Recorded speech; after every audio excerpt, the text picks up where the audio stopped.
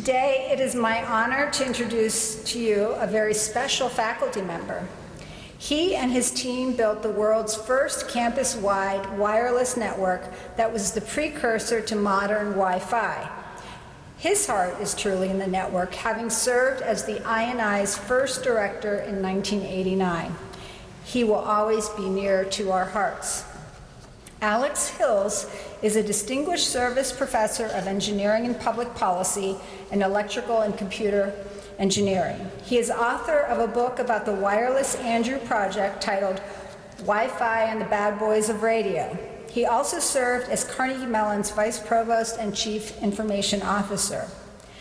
Alex has been making a global impact through his recent work to mentor students who are volunteering their talents in developing areas of the world.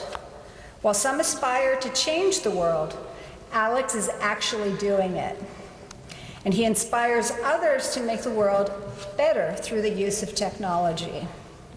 Please join me in welcoming today's speaker, Dr. Alex Hills.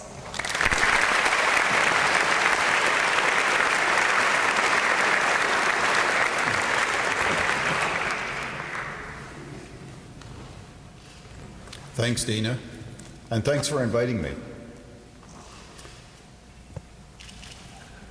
It was a cold November day in Alaska. The year was 1988. The phone rang. It was Carnegie Mellon on the line, and they had a problem. But it was a good problem. Marvin Serbu and our department head, Granger Morgan, explained it to me. They said that months earlier, Bellcore was a successor company to the famous Bell Laboratories, had asked if there was a university somewhere that would like to start something called an Information Networking Institute. 10 different universities wanted the job, but because of the great proposal that Marvin wrote and because of the great reputation that Carnegie Mellon had, we won. The INI, though, was originally the brainchild of a vice president at Bellcore named Erwin Doros. Erwin made the observation that the professional employees that were working at Bellcore fell into three categories. They were electrical engineers, computer scientists, and MBAs, business majors. Erwin also observed that each group lived in their own space, and they didn't understand each other's language. Erwin wanted a new breed of professional. He wanted information networking specialists, like all of you, who knew all three areas. Marvin Serbu was the founder of the INI, but they also needed a director. They needed someone to kind of keep track of the administrative stuff. You might say to keep the INI train on the tracks. I quickly said, I'm in, I'll do it. Well, what was the problem, though? The problem was that we had to start immediately to put together not one, but two new academic programs. We had the master's program, then it was the Master of Science in Information Networking, and Bellcore also wanted a non-degree program for their employees and for employees of the Bell Operating Company. So we had to create two new academic programs, and students were coming the following August, so that was only 9 months away. Two new academic programs in 9 months. Well, the students did come in August, but we weren't too sure just how difficult to make the program. We weren't sure how much these students could do, so we decided to experiment a little bit. We weren't sure how much they could handle, so we said, well, we'll make it hard. And then we can always back off a little bit. Well, after a few months, the students, they figured it out. And they started calling themselves guinea pigs.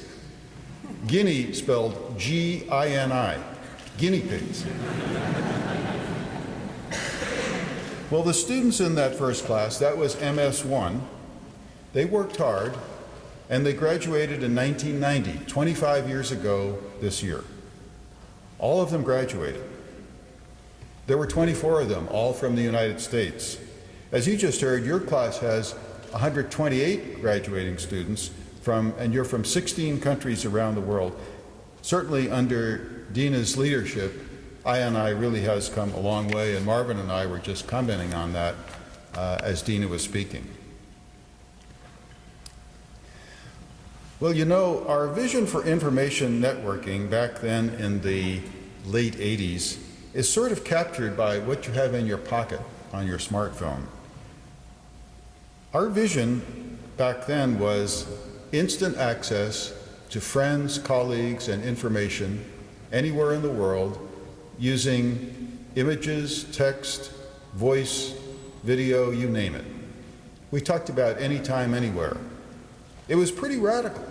It was really radical, because in the late 1980s, email was new to most people. There was no World Wide Web, and there was definitely no Wi-Fi.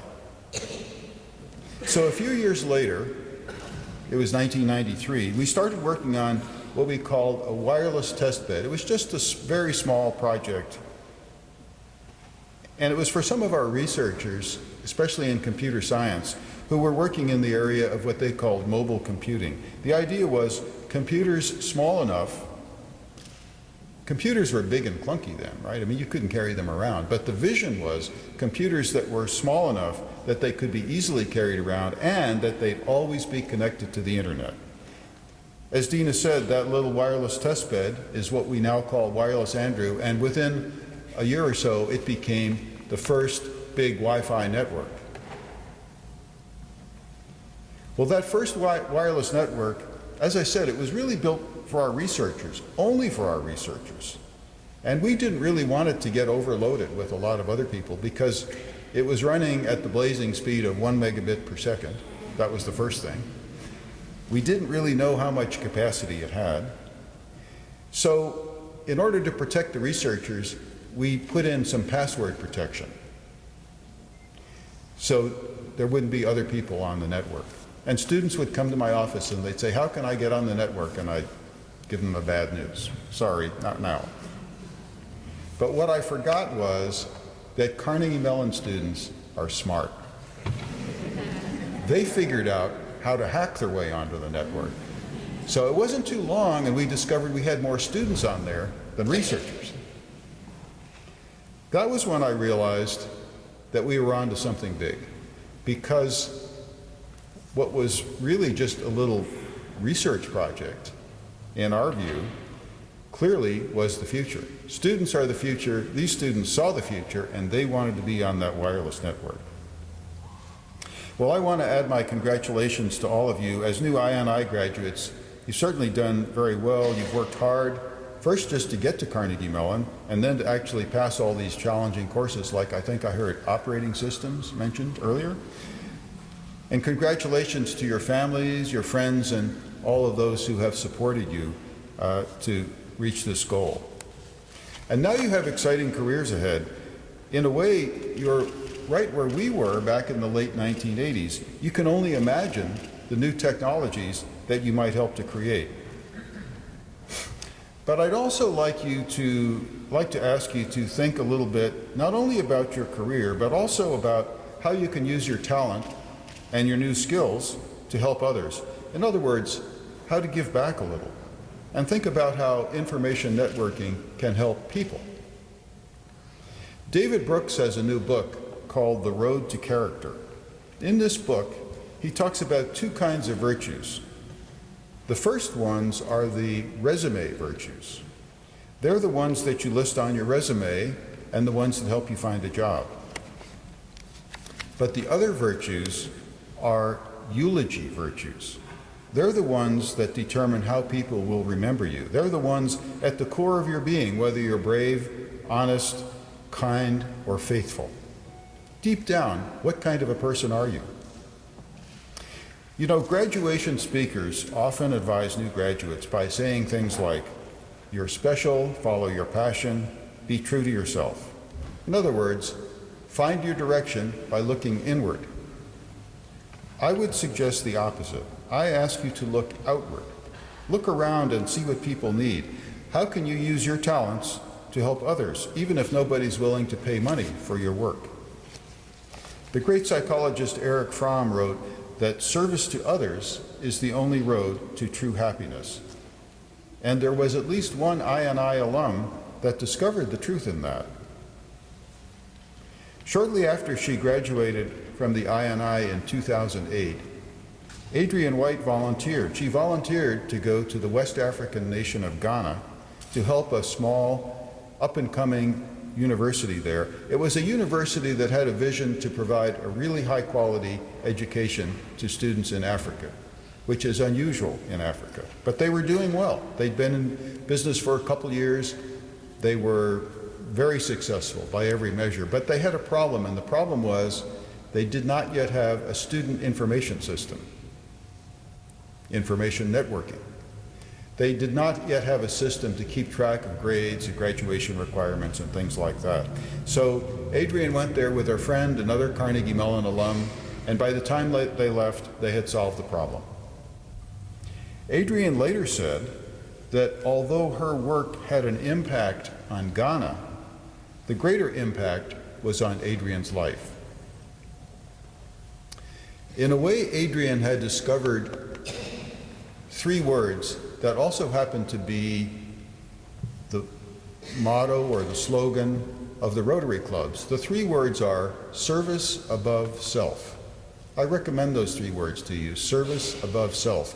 You probably won't remember much of what I said today, but if you could remember those 3 words, I would really like it. Service above self.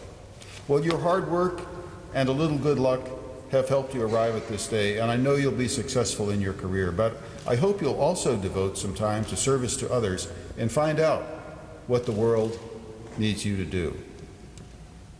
So go out, do well, and do some good. Thank you.